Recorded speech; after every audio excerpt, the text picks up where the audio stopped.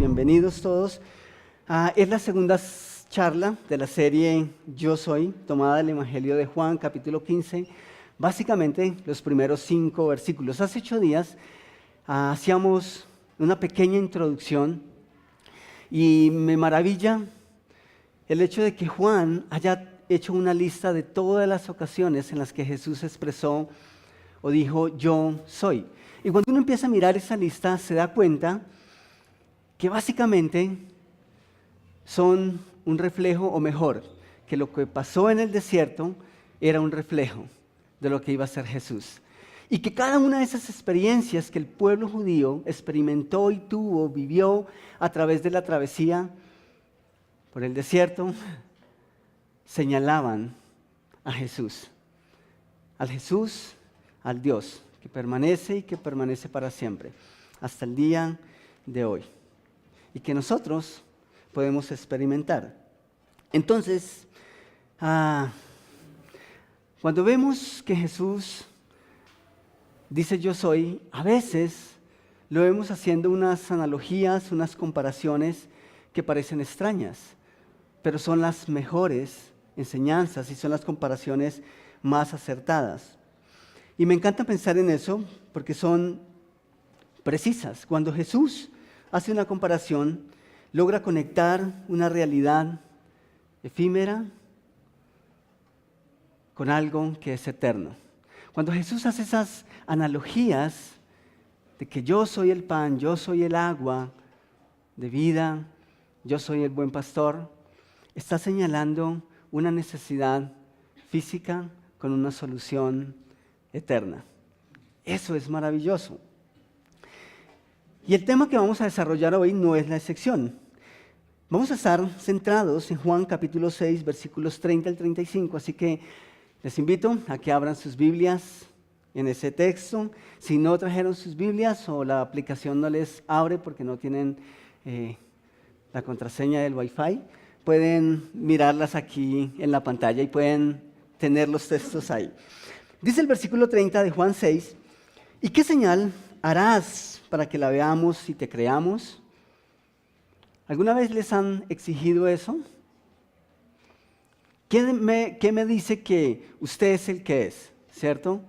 ¿Y cómo es que puedo confiar en usted de la noche a la mañana? Los discípulos, aún los fariseos, el pueblo, le pedía y le rogaba por una señal a Jesús.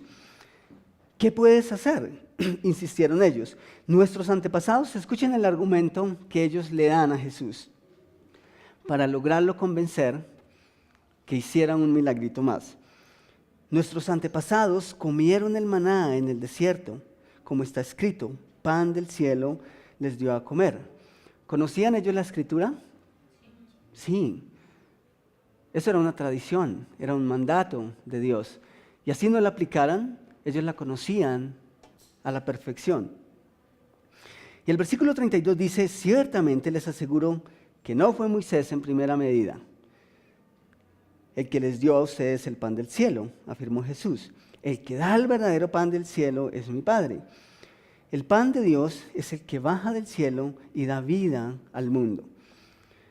El versículo 34 dice, Señor, le pidieron, danos siempre de ese pan.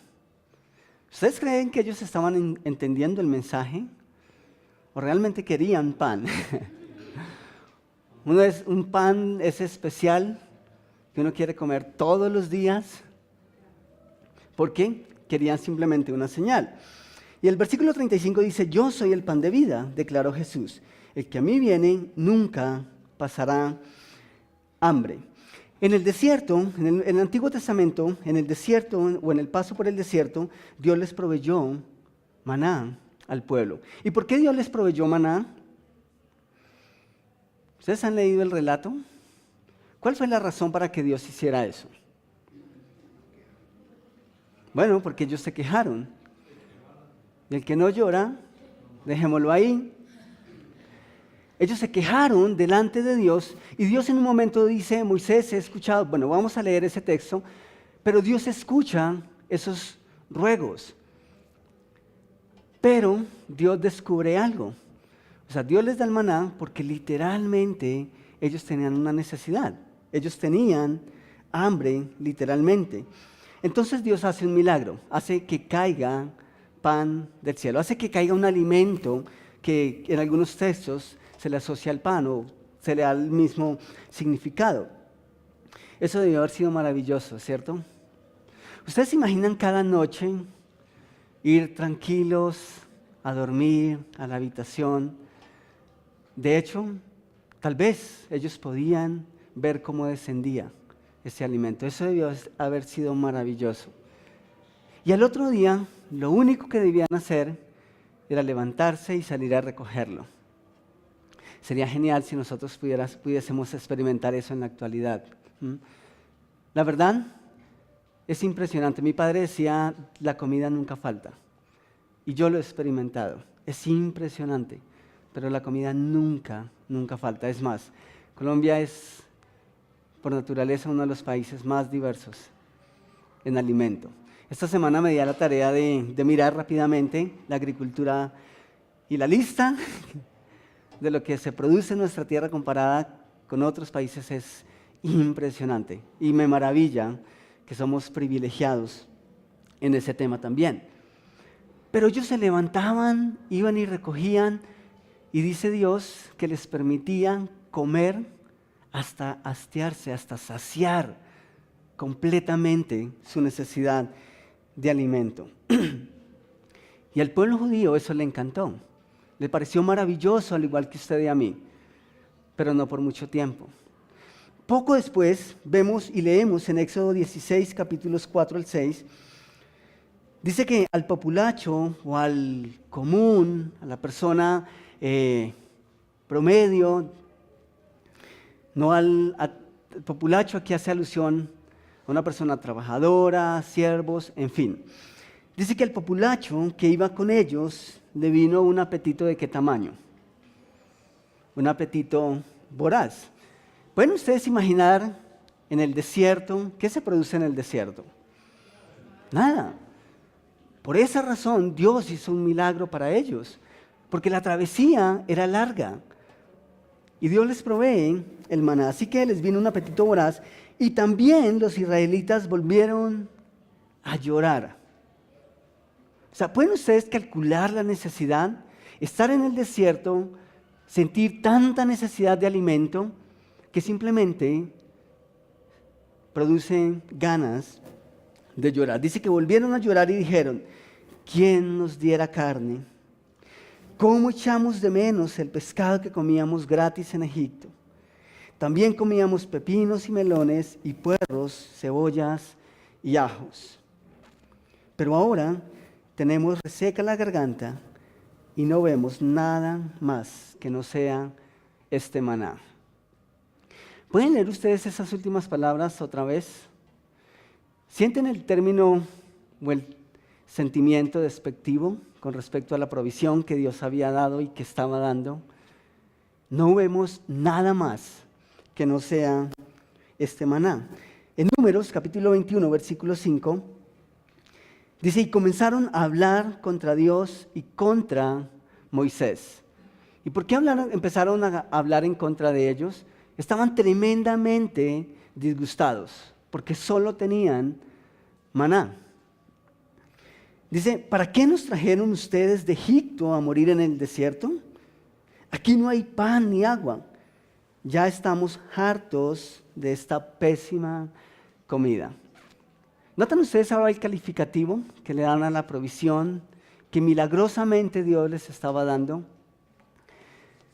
La situación el problema empezaba a agudizarse. La Reina Valera de 1960 toma este mismo texto de Números 21 y noten lo que dice. Y habló el pueblo contra Dios y contra Moisés. ¿Por qué nos hiciste subir de Egipto para que muramos en este desierto? Pues no hay pan ni agua. Y nuestra alma tiene fastidio de este pan tan liviano. Tenaz, ¿cierto? Difícil. La verdad es un poco crítico. Y me hago una pregunta, me hace pensar en una pregunta que puede ser importante. ¿Qué relación existe entre el alma y el estómago? Mucha, ¿cierto? A decir verdad. Nosotros decimos barriga llena, corazón contento. Y si estamos llenos, estamos felices. Y si tenemos hambre, si es domingo y en la iglesia no nos han dejado salir y ya vamos a llegar a la casa a las 3 de la tarde, eso es malo para la relación del matrimonio. Empiezan los problemas por el hambre. Barriga llena, corazón contento, decimos nosotros. ¿Saben? Es verdad que en la cultura hebrea, el acento de las emociones no está en el corazón como nosotros, los occidentales, sino que en ellos está en el estómago. Cuando ellos tienen un sentimiento que les viene, no tienen ganas de llorar como nosotros. A ellos les dan ganas de vomitar. Es posible que esto esté asociado a esa realidad, ¿sí? Es posible que por eso la Reina Valera en 1960 dice, nuestra alma está harta y tiene fastidio de ese alimento. Es posible, pero también es posible hacer otra conexión igualmente importante. ¿En realidad el pueblo tenía hambre? ¿Por qué Dios les dio el maná? Porque tenían hambre, ¿sí? O sea, es auténtico que ellos tenían hambre. ¿Y tener hambre es pecado? No, es algo que Dios no condena. Es más, es algo que Dios se satisface en suplir en la vida de sus hijos.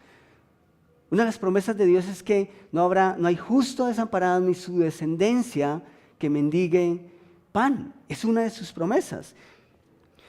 ¿Cuál era el problema entonces? El problema no era tener hambre. El problema era no desear satisfacerla con la provisión que Dios estaba dando. Eso sí era un problema.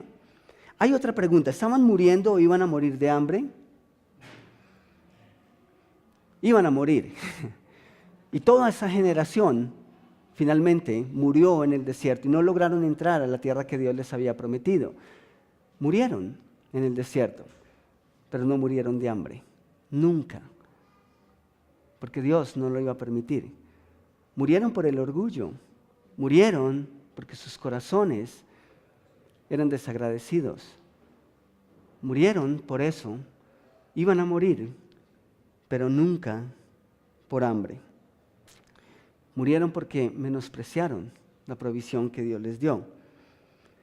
Una pregunta más. ¿Es verdad que tenían todo eso que dijeron en Egipto y gratis? Era gratis, porque no pagaban nada por ello. Pero creo que tantos años después, aún en nuestro tiempo, no hemos pagado un pescado tan caro como lo pagaron ellos, ni una carne tan costosa como la pagaron ellos. ¿Saben? Ellos eran esclavos. Y la única paga que tenían era quizá un techo y una comida. Entonces, ¿por qué decían? Era verdad que tenían todas esas cosas en Egipto. Eso es cierto. Pero es una mentira que lo comían gratis. Lo estaban pagando a un costo impresionante. No solamente no tenían una paga, no podían tomar sus decisiones, sino que estaban siendo privados del propósito para el cual Dios los había llamado. O sea, la verdad era una tragedia. Pero en un momento de crisis, ellos ven lo trágico como un paraíso. Y la necesidad tiene ese potencial, tiene la capacidad de hacernos desear lo que en otras circunstancias sería indeseable. Pero es una realidad allí, en ese contexto, para el pueblo judío. Pero había algo que sí tenían y que era gratis, y era el maná. Pero llegó un punto en el que simplemente dijeron, no queremos más eso.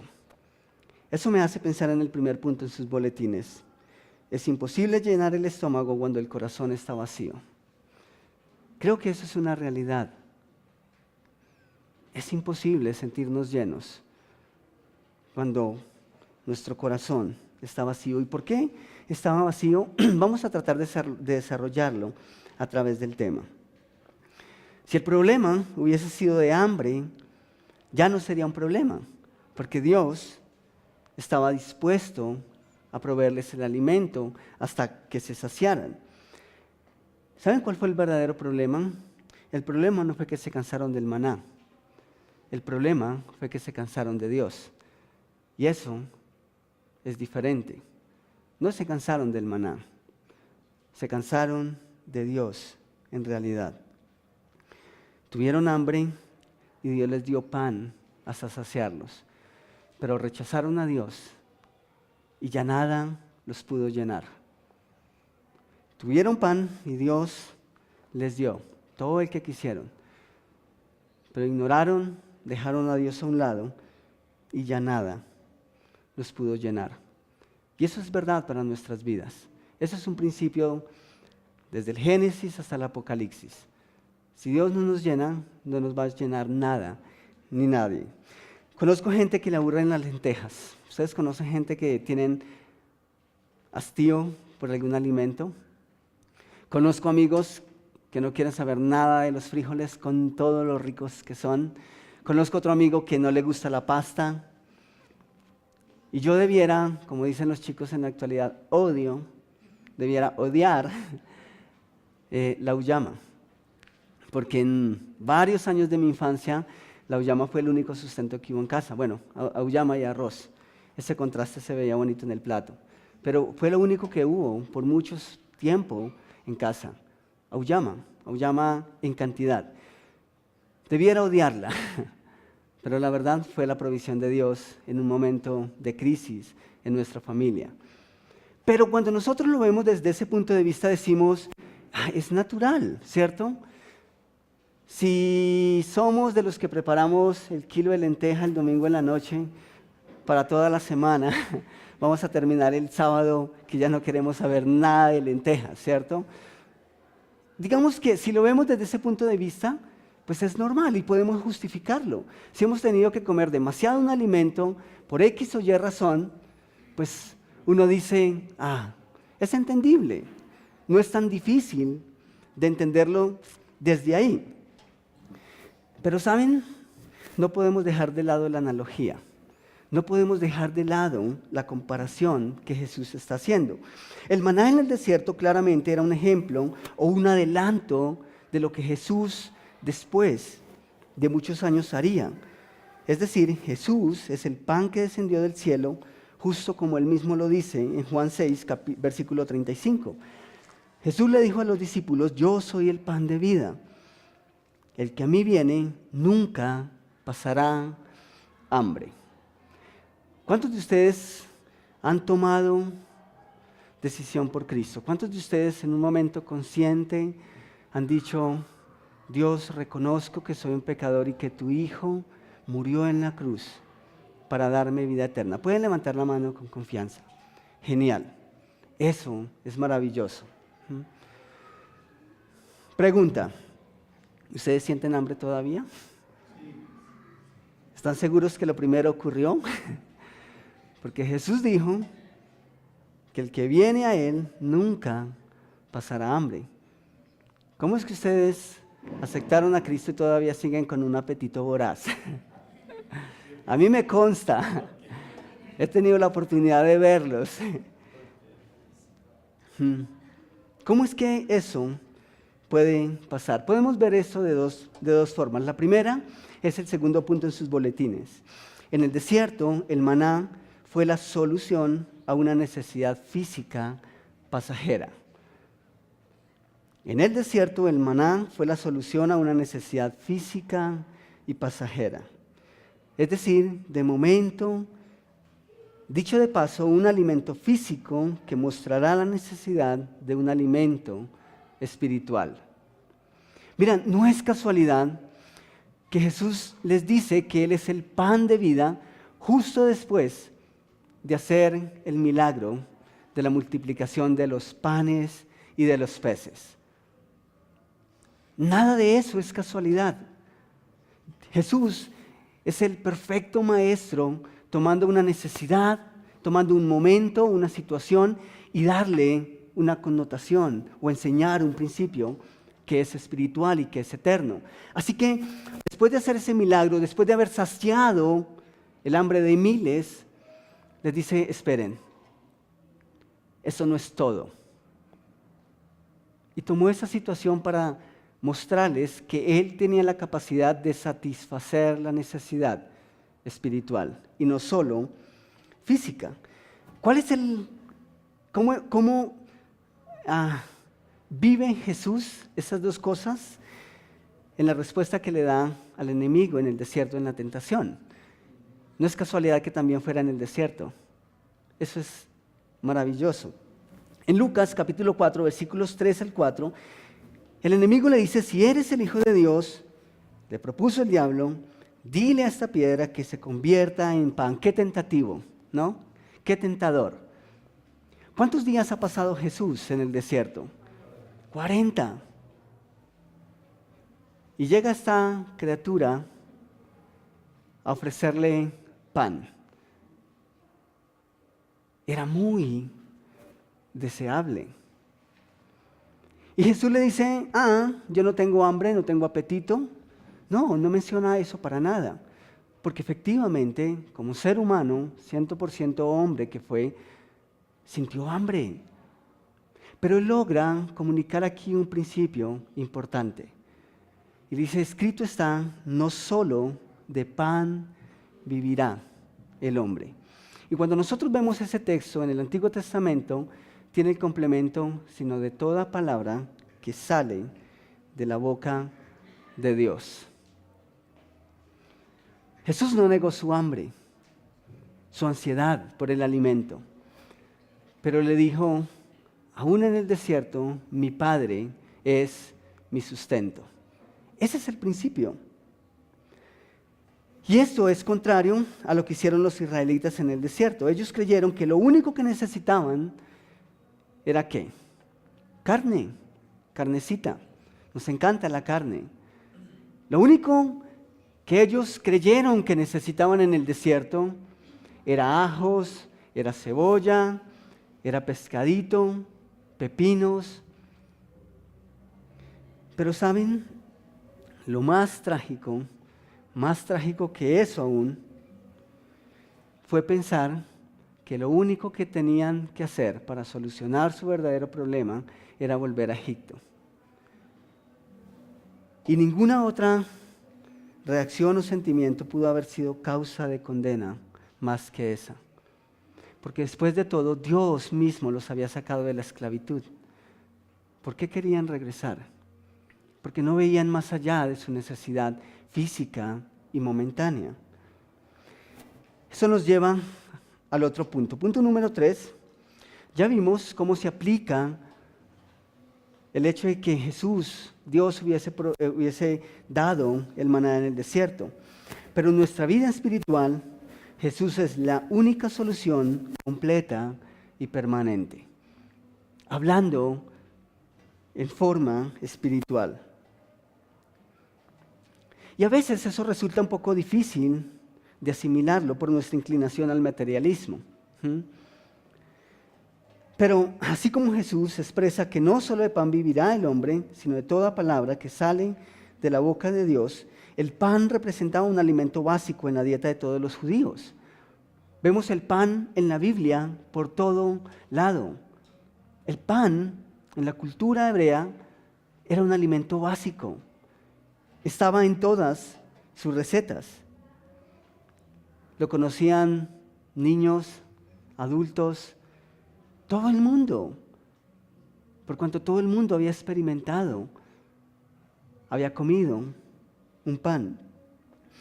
Pero aplicado a la vida espiritual, lo vemos en la oración o en el ejemplo que Dios nos da de oración en el Padre Nuestro. De hecho, ese Padre Nuestro que estás en los cielos, santificado sea tu nombre. Danos hoy el pan de cada día. Eso era importante. También el pan era un elemento utilizado en la adoración a Dios. Una de las ofrendas que era aceptada por Dios eran tortillas.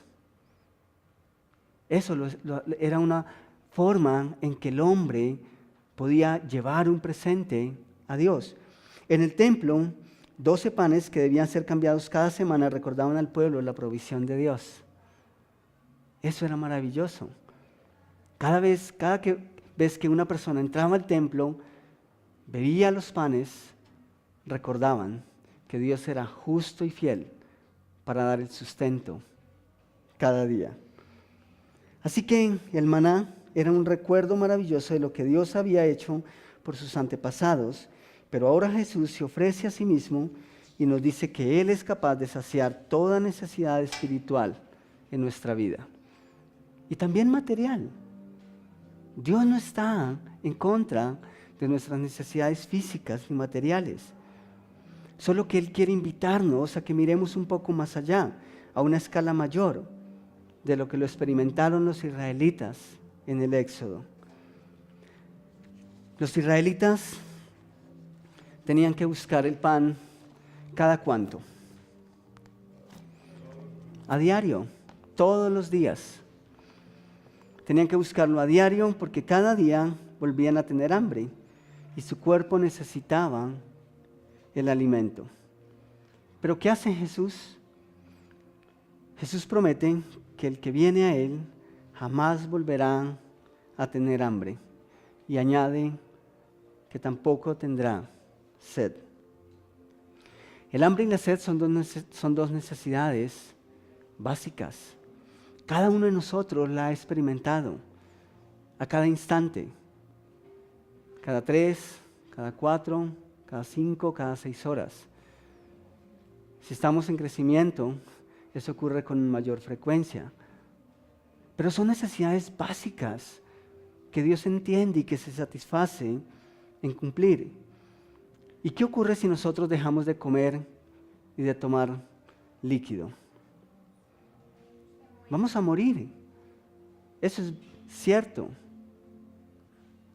Pero aun cuando ambas necesidades son saciadas una vez, ¿significa que vamos a volver a necesitar? ¿O no? Sí.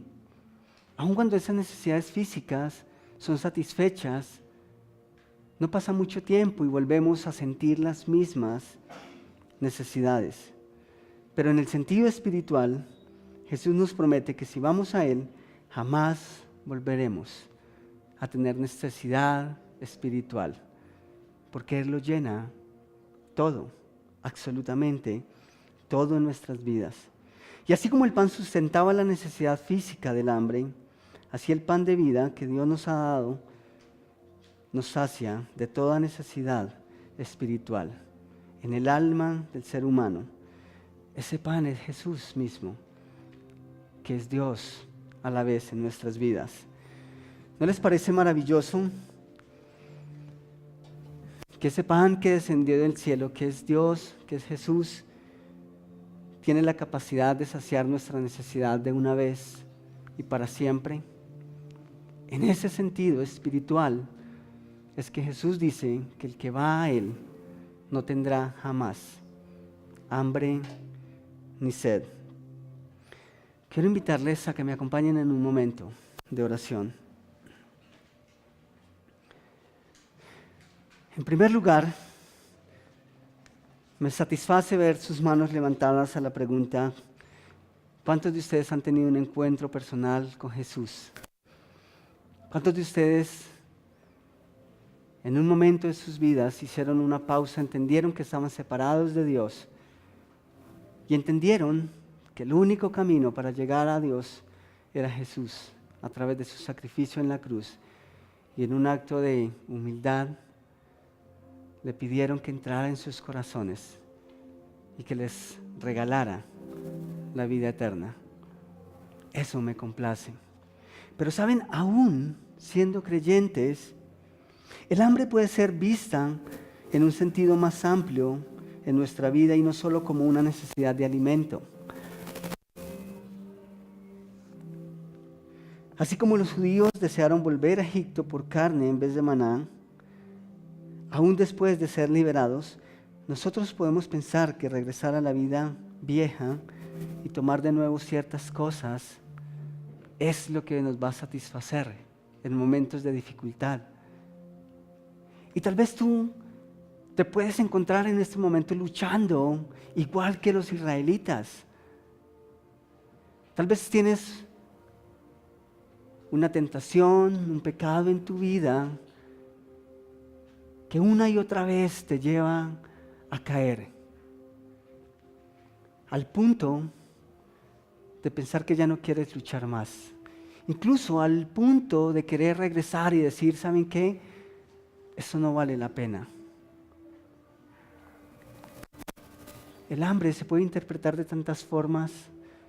El mundo, por ejemplo, tiene tanta hambre de poder, tanta hambre y apetito de tener más y más, tanto apetito por explorar cosas que incluso desobedecen y contradicen el plan de Dios, pero que nosotros en nuestra humanidad pensamos que si tan solo tenemos un poco de eso, entonces vamos a estar satisfechos.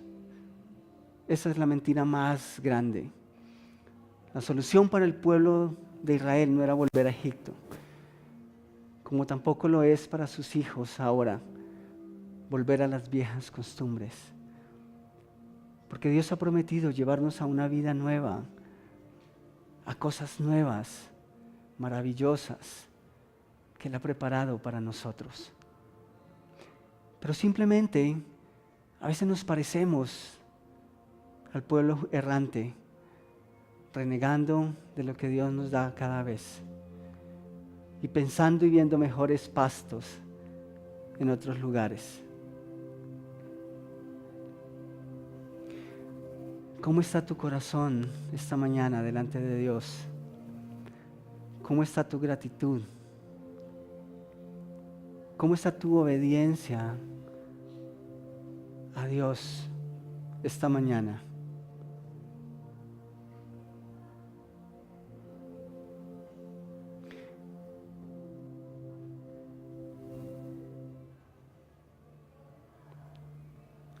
Padre, muchas veces yo he actuado como el pueblo judío. Muchas, más de las que quisiera reconocer. Y no es a veces ni siquiera mi deseo o mi obediencia, es tu amor que no me deja regresar. Y yo no sé cuántos de tus hijos esta mañana aquí presentes tienen las mismas luchas. Jesús, tú nos diste la solución. Cuando tú nos dices y nos invitas a permanecer en ti, es porque sabes que nuestra tendencia es alejarnos. Si eso no fuese así, creo que permanecer en tu palabra no tendría el mismo sentido. Pero tú sabes que nuestra tendencia es tomar cosas nuevamente, es regresar, es ser desagradecidos a veces. Y gracias por recordarnos que la única manera de ver el fruto y la tierra prometida y las cosas que realmente producen plenitud en nuestras vidas, no las vamos a encontrar si estamos lejos de ti. Yo te ruego, como te lo vamos a estar rogando en esta serie, que nuestro deseo sea permanecer en ti. Que esa carne, que esos pepinos, que esa cebolla se quede en el pasado por cuanto no viene de ti. Y que no importa qué situación o qué coloques en nuestra mesa o qué prueba traigas a nuestra vida. Que estar atados, que estar anclados en ti sea mucho más grande que nuestros impulsos y nuestro apetito mundano y maligno. Gracias por tu palabra y gracias por tus promesas. En tu precioso nombre, amén.